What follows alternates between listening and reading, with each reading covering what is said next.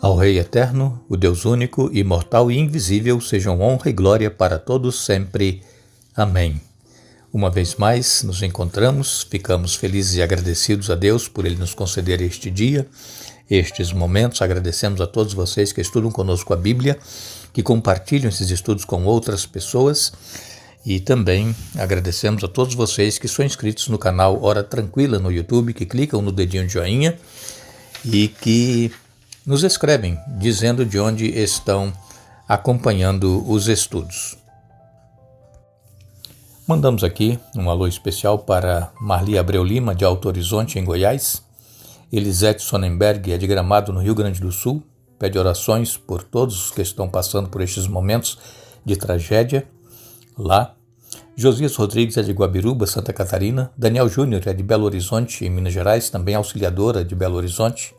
Roseli e Lucas Gabriel são de Arapongas, no Paraná.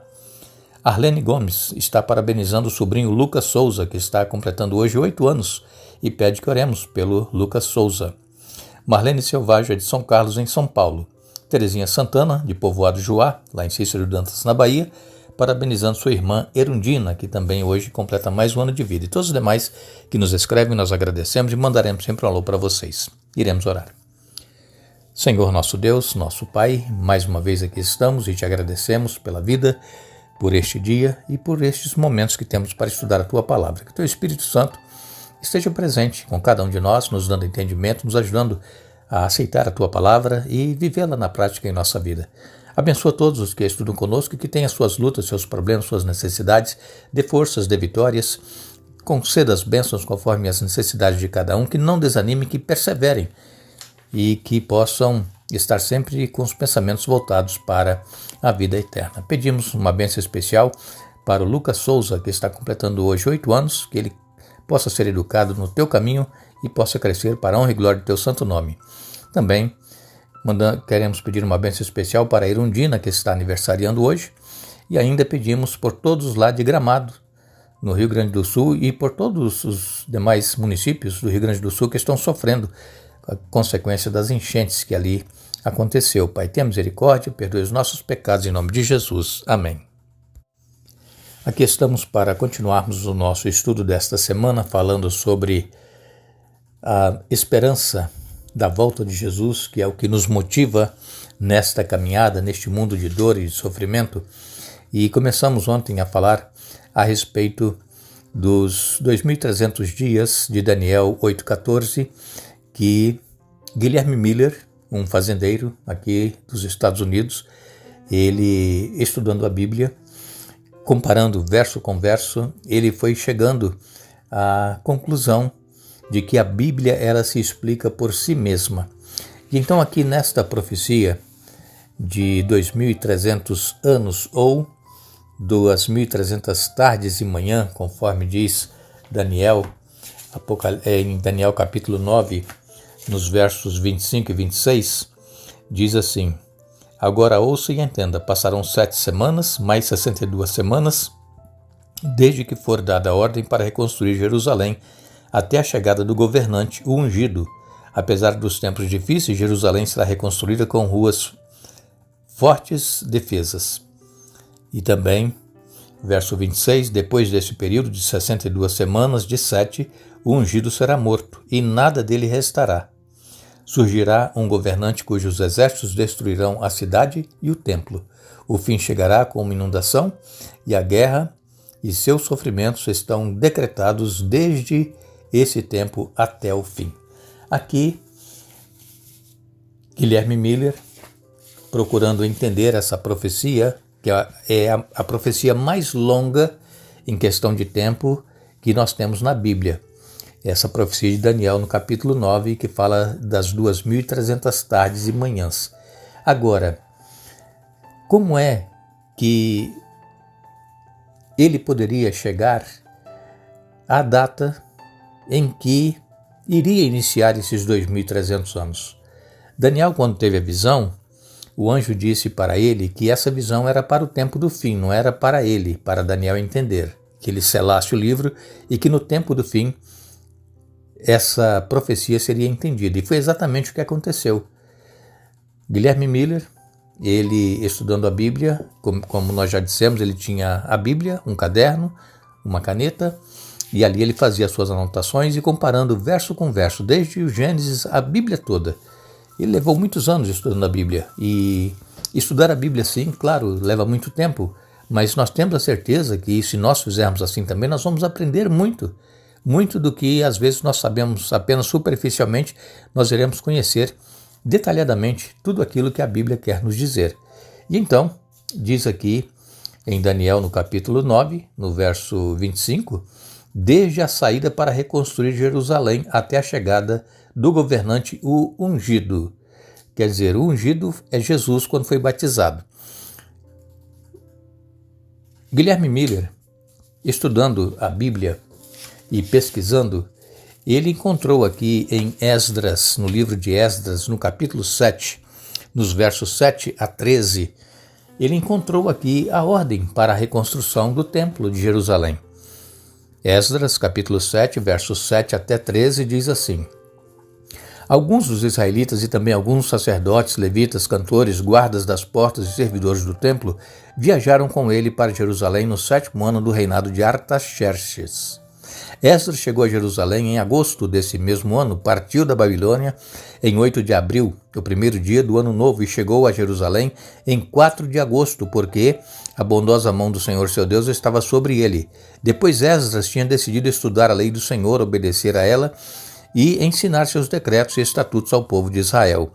O rei Artaxerxes tinha dado uma cópia da seguinte carta a Esdras, o sacerdote e escriba, que estudava os mandamentos e decretos do Senhor e os ensinava a Israel. De Artaxerxes, rei dos reis, ao sacerdote Esdras, mestre da lei do Deus do céu, saudações. Eu decreto que qualquer israelita em meu reino, incluindo os sacerdotes e os levitas que desejar regressar com você para Jerusalém, poderá ir. Então aqui está o decreto do rei Artaxerxes. Esse decreto ele foi promulgado no ano de 457 a.C., antes de Jesus nascer. Então o povo de Israel, eles estavam cativos na Babilônia e agora já era a Medo-Pérsia que estava dominando, porque Babilônia caiu, e então o rei Artaxerxes, ele promulga esse decreto que Esdras fosse com todos aqueles que quisessem retornar para Jerusalém para a reconstrução da cidade, dos muros e do templo que havia sido destruído pelos babilônicos. Então, aqui está o início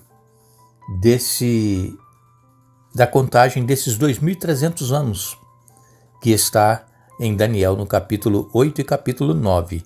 Então, nos diz a palavra de Deus que 69 semanas elas iriam até o ungido, o Messias. E como foi então que aconteceu? Quando Jesus foi batizado, no ano 27 da nossa era, ele recebeu a unção do Espírito Santo. Em Atos, no capítulo 10 e no verso 38, Atos dos Apóstolos, capítulo 10, verso 38, nós lemos: sabem também que Deus ungiu Jesus de Nazaré com o Espírito Santo e com poder. Então Jesus foi por toda parte fazendo bem e curando todos os oprimidos pelo diabo, porque Deus estava com ele. Jesus então aqui começa o seu ministério após o seu batismo, no ano 27 da nossa era. Então, se nós pegarmos o ano 457 e nós diminuirmos ali os 490 anos que foi dado ao povo judeu, nós chegaremos no ano 27 da nossa era. E então, nesse ano, Jesus foi batizado, e quando Jesus saía da água, uma pomba desceu dos céus sobre Jesus e foi ouvida a voz de Deus falando: este é o meu filho amado, em quem me comprazo. Ali, Jesus foi ungido. Então, ali estava se cumprindo as 69 semanas desse período de 2.300 anos. E faltava então uma semana para as 70 semanas.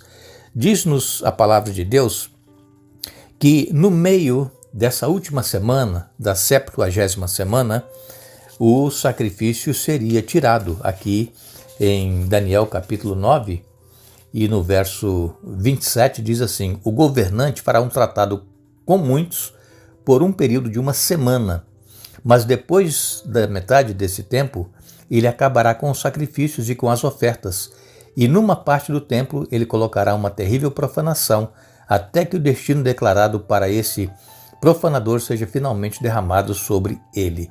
Então aqui em Daniel capítulo 9, verso 27, fala que na metade desta última semana os sacrifícios iriam cessar. Por quê? Porque exatamente na metade dessa última semana, no ano 31 da nossa era, Jesus ele foi crucificado. E então faltava ainda mais 3 anos e meio para a última semana se completar. E durante esses últimos 3 anos e meio, o Evangelho ele foi pregado e era a oportunidade que estava sendo dada para o povo judeu para aceitar a Jesus como Messias, como Salvador, como enviado de Deus. Mas o que aconteceu? No ano 34 da nossa era, os judeus eles selaram a rejeição deles ao Evangelho, selaram a rejeição deles a Jesus, o enviado, apedrejando Estevão, que foi o primeiro mártir cristão.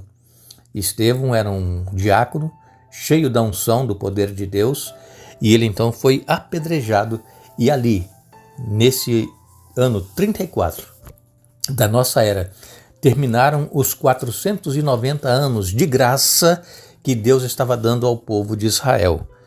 Muitas pessoas ainda creem que o povo de Israel continua sendo o povo escolhido de Deus, mas, conforme o estudo que nós fazemos das profecias bíblicas e da história do que aconteceu, nós chegamos então à conclusão de que aqueles 490 anos, as 70 semanas que foram dadas para o povo judeu aceitar a Jesus, eles recusaram, eles rejeitaram.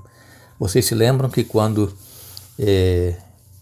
Jesus foi levado a julgamento, os líderes judaicos, a multidão que lá estava acompanhando o julgamento de Jesus, eles pediam para que Jesus fosse crucificado e Barrabás fosse solto.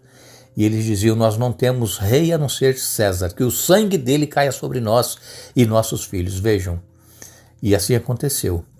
A nação judaica, ela rejeitou a graça, rejeitou o evangelho.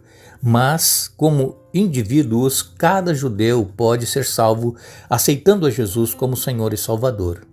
Mas sabemos que a maioria dos judeus rejeitam. Eles aguardam ainda um outro Messias.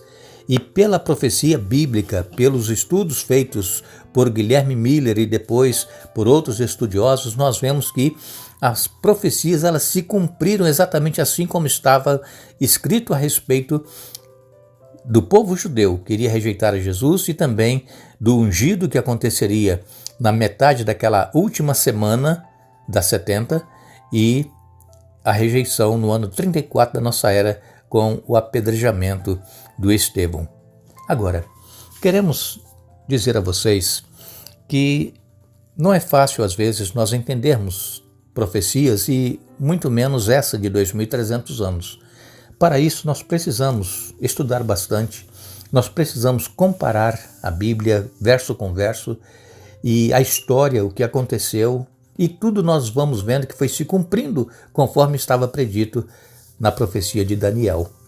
E que nós possamos nos dedicar tempo para estudarmos a Bíblia, para podermos conhecer tudo aquilo que já aconteceu e que ainda falta acontecer e que está previsto aqui na palavra de Deus. Que Deus nos abençoe, que Deus nos ajude a termos o desejo de conhecer e estudar mais a Bíblia e que possamos colocar em prática em nossa vida esses ensinamentos que nós aqui aprendemos. Nós agradecemos a todos vocês que estiveram conosco.